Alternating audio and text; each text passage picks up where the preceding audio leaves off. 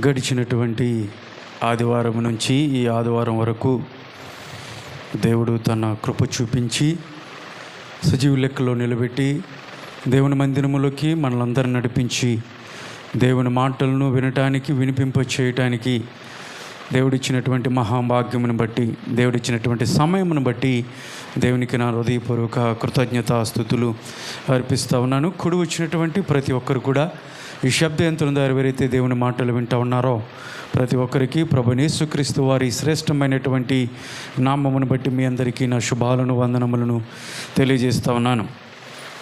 ఈరోజు ఒక ప్రత్యేకమైనటువంటి ఆదివారముగా మనము జరుపుకుంటూ ఉన్నాము.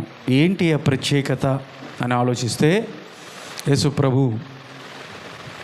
చివరిసారిగా యెరూషలేములోకి ఆయన అడుగుపెట్టినటువంటి సందర్భాన్ని జ్ఞాపకం చేసుకుంటూ ఉన్నాము. దాన్ని పామ్ సండే అని పిలుస్తారు, అంటే మట్టల ఆదివారము అని పిలుస్తారు. ఈ రోజున చాలా ప్రాంతాల్లో మట్టలు పట్టుకొని తిరుగుతూ ఉన్నారు.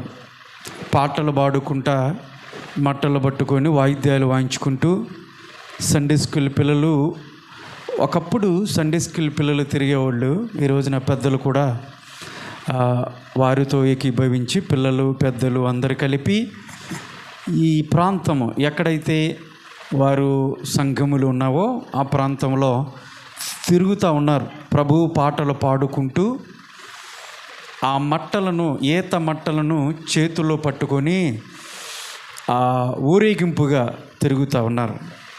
అయితే మంచిదే, కానీ ఇది ఆచారపరమైనటువంటి అలవాటుగా ఉండకూడదు.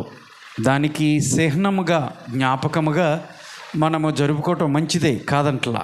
అయితే ఇప్పుడు నా ప్రశ్న ఏంటంటే, ఈ తిరుగుతున్నటువంటి మనం తిరుగుతూ ఉంటాము మట్టలు పెట్టుకొని, మరి అన్యులకి ఏం తెలిసిద్ది? అన్యులకి తెలియాలి కదా. అన్యులంటే యేసు ప్రభు ఎరిగినటువంటి వాళ్ళు ఉన్నారు. మట్టలు పట్టుకొని అలా పాటలు పాడుకుంటా ఉంటుంటే, ఏంట్రా వీళ్ళు మట్టలు పట్టుకొని వెళ్తున్నారు, ఏంటి దీన్ని ప్రత్యేకత అని వాళ్ళకి తెలియదుగా. దానికి కారణం ఏంటో వాళ్ళకి తెలియదు. నువ్వేదో తిరిగి వచ్చావు, ప్రార్థన చేసుకున్నావు, వెళ్ళిపోయావు, అంతే. అది నీకు మరి ఎందుకు అలాగా ప్రయాసతో తిరగతాం అంటే, నేను అంటాను దాని యొక్క ఉద్దేశము, దాని పర్పస్ చుట్టూ ఆ ప్రాంతంలో తిరుగుతున్నప్పుడు వాళ్ళకి తెలియదు కాబట్టి వాళ్ళకి చెప్పాలా, వాళ్ళకి తెలియచేయాలా. ఈ మట్టలు ఎందుకు మేము పట్టుకొని ఊరేగుతున్నాము అంటే, లేదంటే పాటలు పాడుకుంటూ హోసన్నా జయము అని చెబుతున్నామంటే కారణం ఏంటంటే, నా యేసయ్య యెరూషలేము ఆ ప్రాంతంలో ఆయన సిలువ వేయబడ్డాడు కాబట్టి, సిలువ వేసి ఆయన చంపివేశారు. అంటే ఆయన ప్రాణాన్ని సిలువకు అర్పించుకున్నాడు, ఆయనే అర్పించాడు తన ప్రాణాన్ని.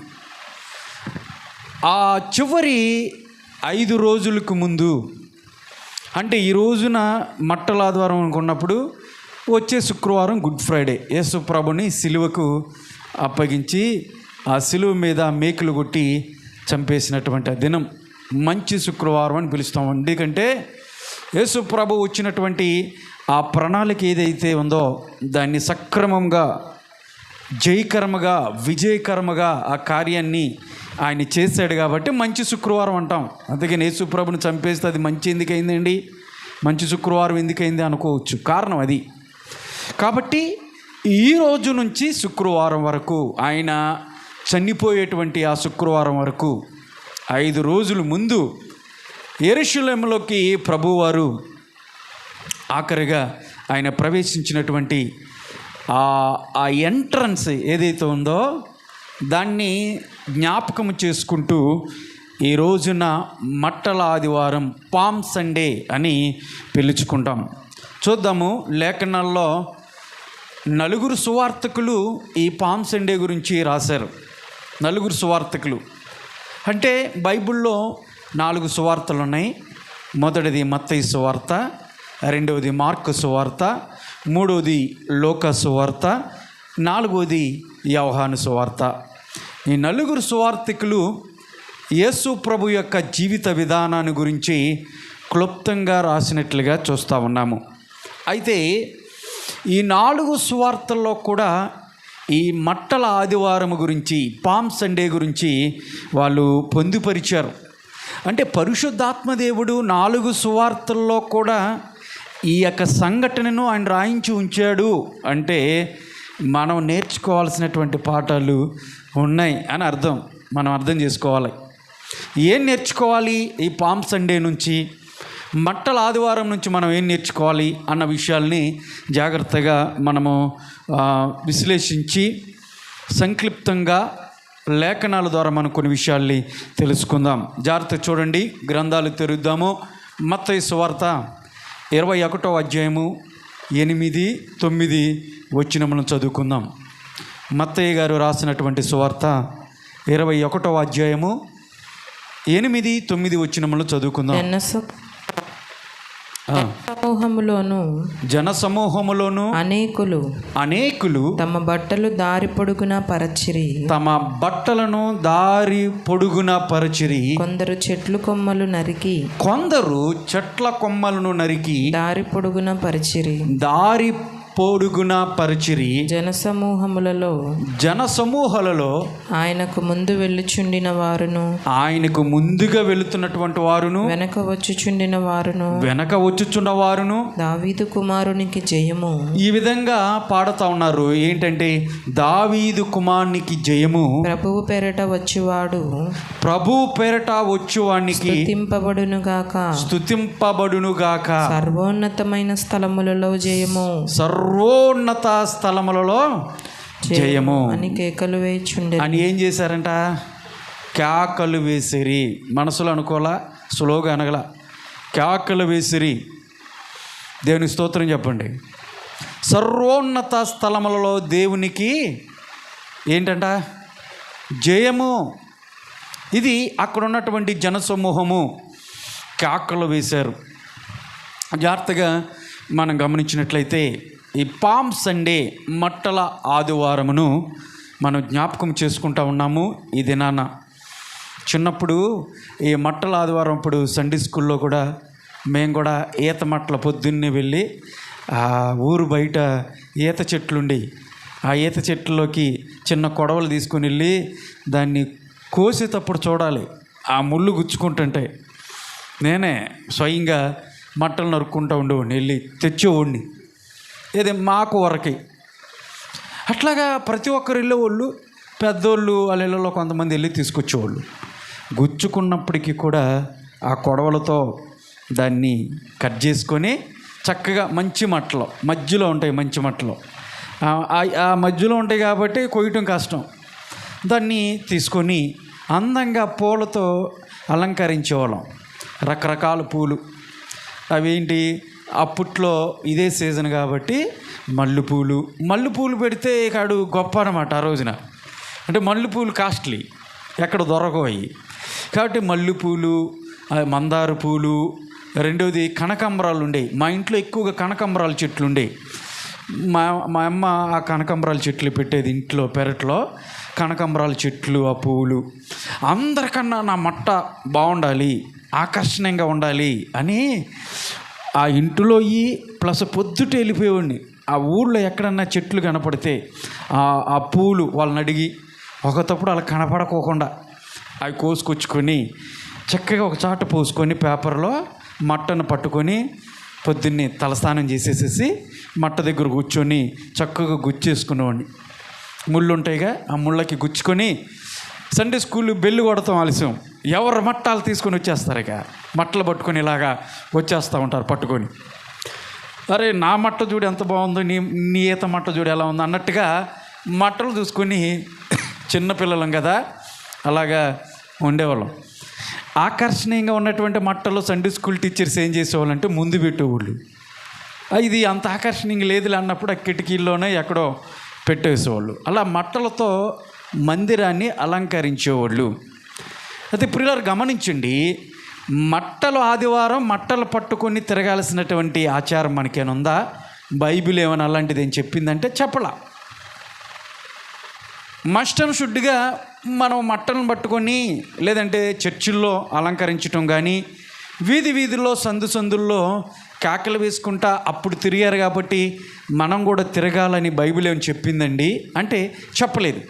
మరి ఎందుకు అంటే దేవుడు ఆ రోజున యెరూషలేములోకి ఎంటర్ అయినప్పుడు అక్కడున్నటువంటి జనసమూహం అంతా కూడా దాదాపుగా యెరూషలేముకి యేసు ప్రభు చాలాసార్లు వచ్చారు. ఆయన చాలాసార్లు యెరూషలేములోకి ఆయన ప్రవేశించారు.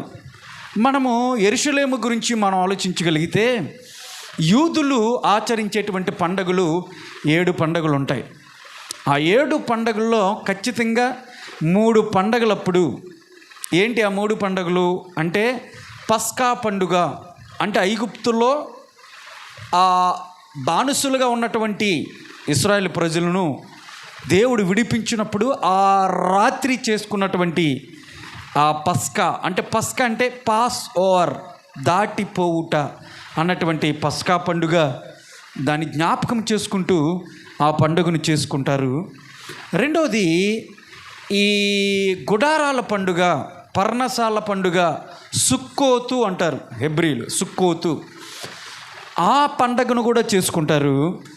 మూడవది ఈ పెంతుకొస్తు పండుగ, మొట్టమొదటిసారిగా సంఘము స్థాపించబడినటువంటి ఈ 3 పండుగలకు ఖచ్చితంగా పురుషులు ఏ దేశంలో ఉన్నా ఏ ప్రాంతంలో ఉన్నప్పటికీ కూడా యెరూషలేములోకి రావాలా, పురుషులు వచ్చి ఆ పండగని ఆచరించాలా ప్రతి ఒక్కరు కూడా. కాబట్టి ఈ పస్కా పండుగప్పుడు ఇలాంటి పండుగల్లో ప్రభువులు వారు చాలాసార్లు యెరూషలేములోకి వచ్చి ఆయన గడిపారు. ఆయన 12వ ఏట యేసు ప్రభు యెరూషలేములోకి వచ్చినప్పుడు ఆ రోజున యూదులు ఒక పిల్లవాడికి 12 సంవత్సరాలు వచ్చినప్పుడు యెరూషలేము దేవాలయంలో ఒక చిన్న పండుగను ఆచరిస్తారు వాళ్ళు కుటుంబస్తులు. మనం గనక ఇళ్ళల్లో పిల్లలకి ఓణీల పండగ అని చేస్తాం కానీ పిల్లవాడికైతే లుంగీల పండగ అంటాము, ఆడపిల్లకైతే ఓణీల పండగ. ఎన్ని సంవత్సరాలప్పుడు? 12 సంవత్సరాలప్పుడు కదా, అంతేనా? 12వ ఏట ఈ సెలబ్రేషన్ మనం చేస్తూ ఉంటాం. యూదులు కూడా 12వ ఏట ఈ పురుషులు ఎవరైతే ఉన్నారో, ఆడపిల్లలు కాదు, పురుషుల్ని ప్రత్యేకంగా దేవాలయంలో అర్పించి బాగా ధనవంతులైతే బాగా సెలబ్రేట్ చేస్తారంట. 7 రోజులు చేస్తారంట ఆ పండుగని. మనం లుంగీలు వేసేటువంటి పండుగలు అన్నమాట. అయితే వాళ్ళకి ఆ పండగ 12 సంవత్సరాలు వచ్చినప్పుడు పిల్లవాడికి చేసేది ఏంటంటే అప్పటి నుంచి పిల్లవాడు ధర్మశాస్త్రాన్ని చదవాలా, పొద్దున్న 6 గంటలు లేచి ధర్మశాస్త్రాన్ని చదవాలా. యోధ మత ఆచారం ఏదైతే పెట్టుకున్నారో, ఆచారం ఏదైతే ఉందో దాన్ని ప్రతి అక్కడి నుంచి ఆ పిల్లవాడు ఆచరించాలా. అప్పుడు వరకు ఆడుకున్నాడు, ఎటు పడితే అటు తిరిగాడు, ఓకే అయిపోయింది. 12 సంవత్సరాలు వచ్చినాయి.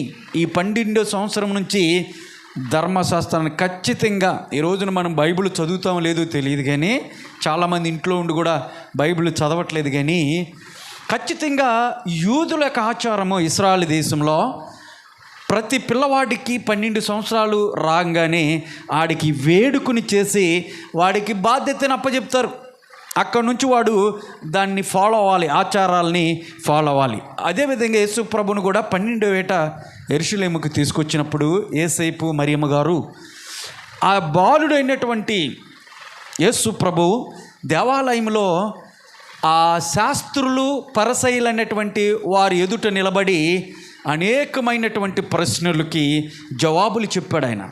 అంటే వారి ఇరువురు మధ్య యేసు ప్రభుకి వీళ్ళెవరైతే ఉన్నారో పెద్దలకి మధ్య కొంత డిస్కషన్ జరిగినప్పుడు, ఒక మంచి కాన్వర్జేషన్ జరిగినప్పుడు చిన్న పిల్లవాడైనటువంటి అంటే 12 సంవత్సరాలు బాలుడైనటువంటి యేసు ప్రభు చెప్తున్నటువంటి ఆ జవాబులకి వాళ్ళ మతి పోయింది, సమాధానాలు చెప్పలేకపోయారు. అలాంటి ప్రశ్నలు లేదంటే వాళ్ళు వేస్తున్నటువంటి ప్రశ్నలకు ప్రభువులు వారు ఆ రోజున సమాధానం చెప్పారు. ఈ విధంగా యేసు ప్రభు యెరూషలేములోకి చాలాసార్లు వెళ్ళారు. అయితే గమనించండి, ఆ ముందు రోజులు వెళ్ళినటువంటి గతించినటువంటి దినాల్లో ప్రభు యెరూషలేములోకి ప్రవేశించినటువంటి దారి వేరే, ఈరోజు ప్రవేశించినటువంటి దారి వేరే. ఈ రోజుకు ఒక ప్రత్యేకమైనటువంటి స్థానం, ప్రత్యేకమైనటువంటి పర్పస్ ఉంది, ఒక ఆలోచన ఉంది. 118వ కీర్తనలో ప్రభువు గాడిద మీద యెరూషలేములోకి ప్రవేశిస్తాడు అన్నటువంటి ఆ మాట నిమిత్తమై వాగ్దానము, ప్రవచనము నెరవేర్చబడాల్సినటువంటి సమయము ఆసన్నమైనది. యేసు ప్రభు అండి వాగ్దానాలను అనుసరించినటువంటి దేవుడు. ఆయన సొంత చిత్తాన్ని నెరవేర్చలే ఈ లోకంలో. ఆయన సొంత ఉద్దేశాలు ఉన్నాయి ఆయనకి, కానీ ఆ ఉద్దేశాలని ఏటిని కూడా ఆయన వాటిని ఆచరించలేదండి.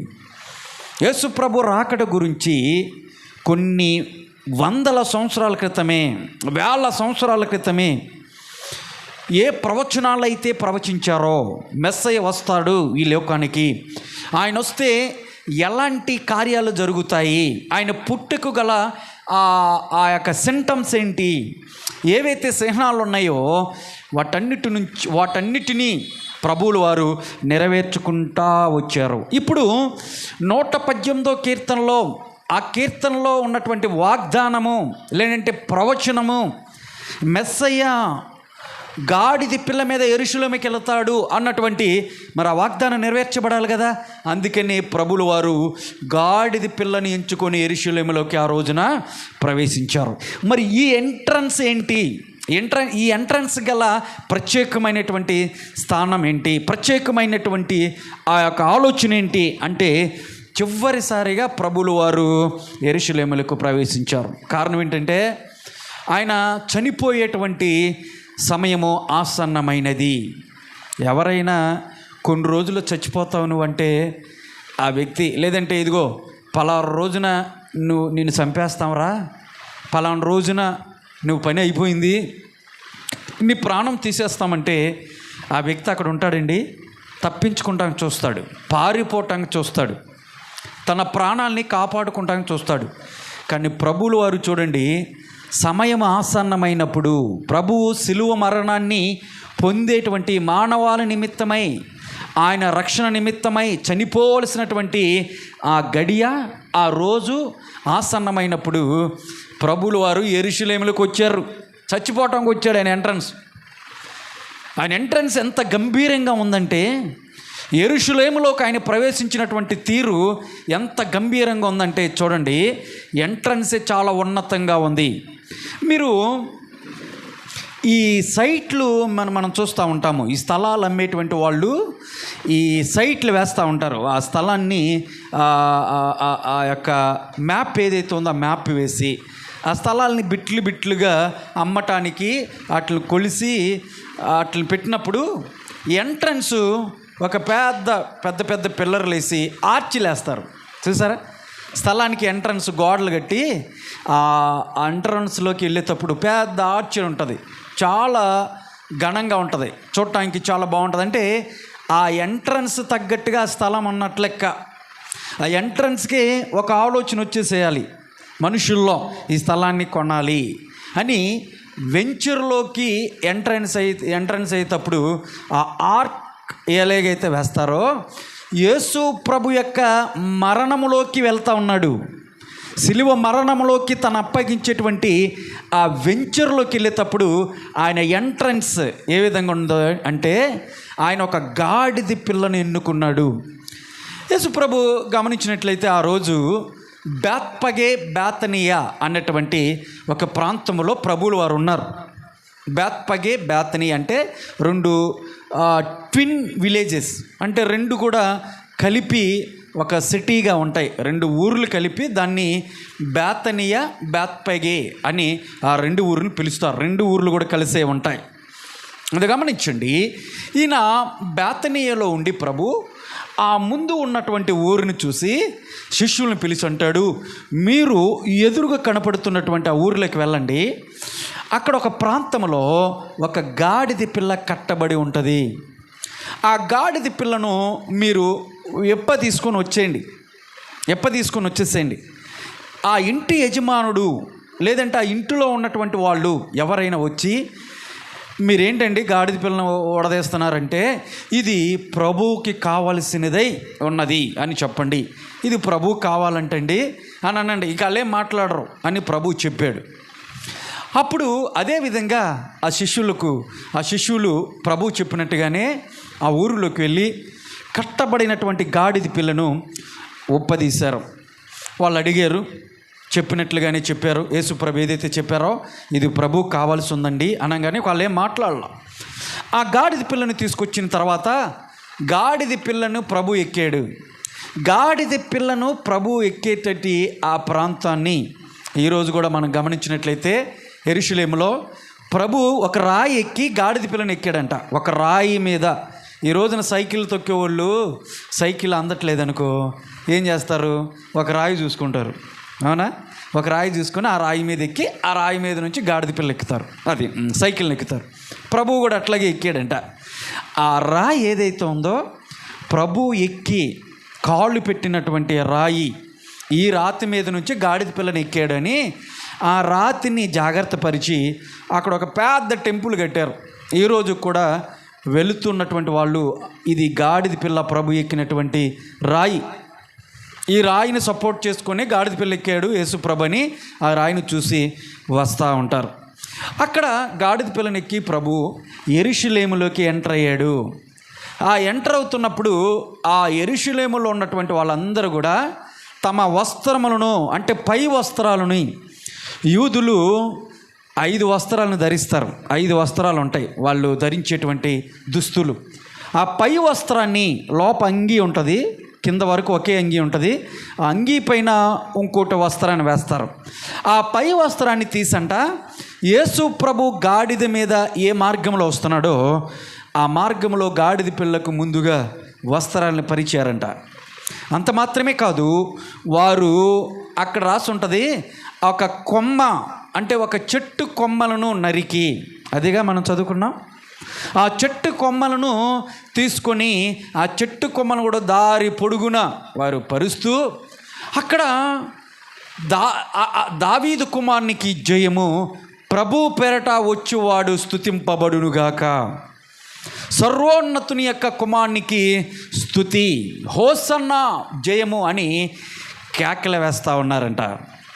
కేకలు వేస్తూ ఆయన్ని ఆహ్వానించారు. ముందు వెనక ప్రభు మధ్యలో నడుస్తూ ఉంటుంటే ముందు నడుస్తున్నటువంటి వారు, వెనక నడుస్తున్నటువంటి వారు, వారందరూ కూడా హోసన్నా జయము, హోసన్నా జయము అని కేకలు వేస్తూ ఆయన్ని స్తుతించారంట ఆ రోజున.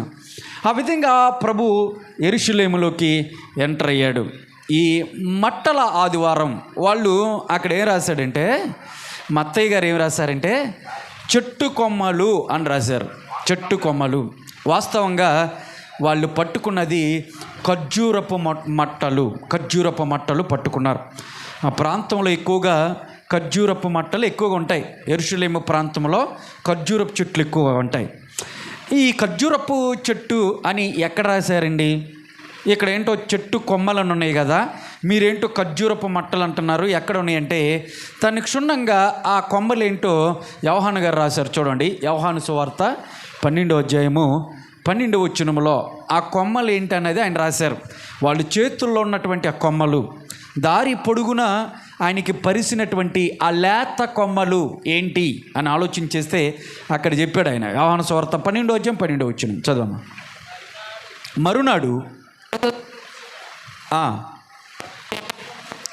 మరునాడు పండుగకు వచ్చిన బహుజన సమూహము యేసు యెరూషలేమునకు వచ్చుచున్నాడని ఎరిగి ఖర్జూరపు మట్టలు పట్టుకొని, ఇది అండర్లైన్ చేసుకోండి, ఏం మట్టలంట? ఖర్జూరపు మట్టలు పట్టుకొని ఆయనను ఎదుర్కొనబోయి, చాలమ్మా, ఆయన ఎదుర్కొని పోయి జయము, చాలమ్మా. ఏం మట్టలు అంటే ఇప్పుడు అయ్యి చెప్పండి? ఖర్జూరపు మట్టలు. మత్తయి ఏం రాశాడు అక్కడ? చెట్టు కొమ్మలు అన్నాడు. ఏంటి ఆ చెట్టు కొమ్మలు అంటే ఇక్కడ యోహాను రాశాడు ఖర్జూరపు మట్టలు. మీకు అర్థమైంది ఇప్పుడు? ఈ ఖర్జూరపు మట్టలు పట్టుకుని వాళ్ళు హోసన్నా జయమని కేకలు వేశారు.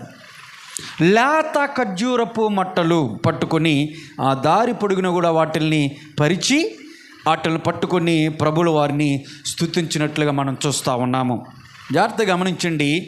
మట్టల ఆదివారం గురించి గతించినటువంటి దినముల్లో ఎన్నో విషయాల్ని మీరు తెలుసుకొని ఉంటారు. ప్రార్థనకి వెళ్ళేటువంటి వాళ్ళు ఉంటే కనుక మట్టల ఆదివారం గురించి చాలా ప్రసంగాలు వినుంటారు.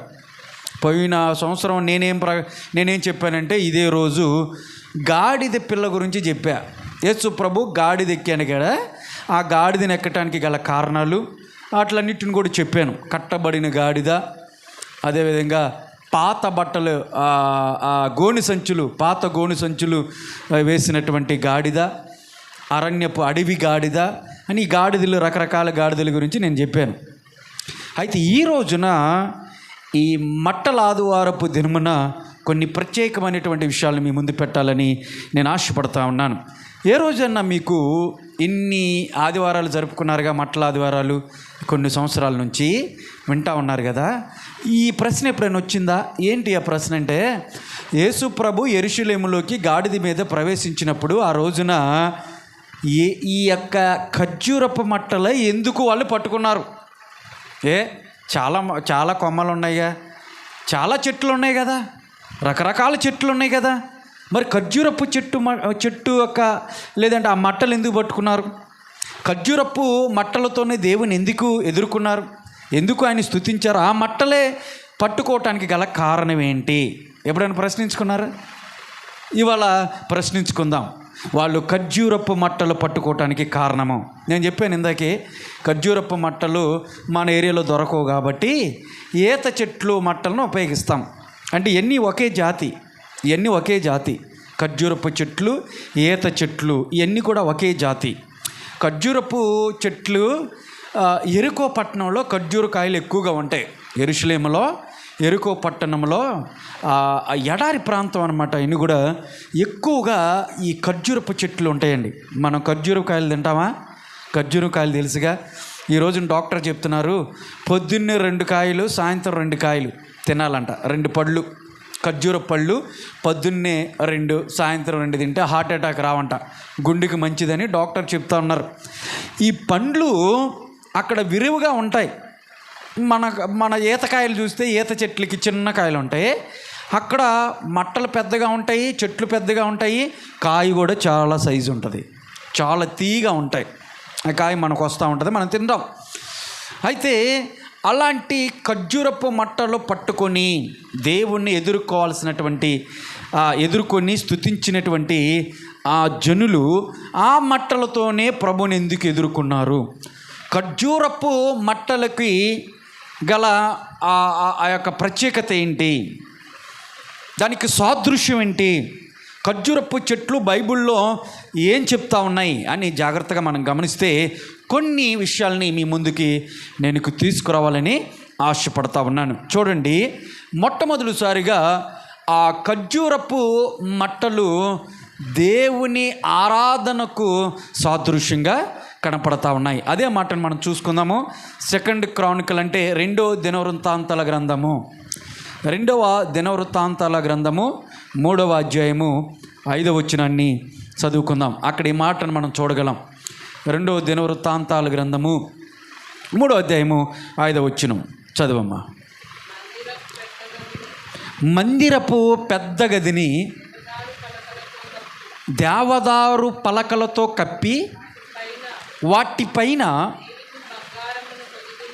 మేలిమి బంగారమును పొదిగించి పై భాగమున ఇది అండర్లైన్ చేసుకోండి, ఖర్జూరపు చెట్ల వంటి పనియు గొలుసుల వంటి పనియు చెక్కించి చాలమ్మా. ఇక్కడ ఖర్జూరపు చెట్లు అన్నది అక్కడ కనపడ్డాయి. ఎక్కడ కనపడ్డది ఇది?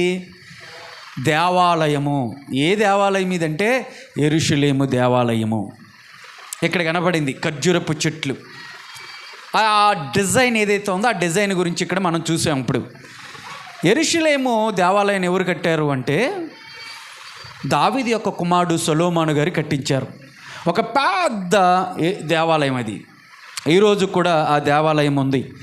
169 పిల్లర్స్, 169 పిల్లర్స్ ఉంటుంది. ఇప్పుడు 169 పిల్లర్స్ 52 అడుగులు ఉంటుందంట. 52 అడుగులు అంటే 5 అంతస్తులు. ఒక అంతస్తు 10 అడుగులు ఉంటుంది. 50 అడుగులు అంటే 5 అంతస్తులు. అట్లా 52 అడుగులు పిల్లర్సు. ఒక్కొక్క పిల్లర్ ఎంత ఉంటుందో తెలుసా? ఒక 4 వ్యక్తులంట ఇలా చేతులు పట్టుకుని పెద్ద వ్యక్తులు నిలబడితే ఎంత సరౌండింగ్ వస్తుందో అంత పెద్ద పెద్ద పిల్లర్సు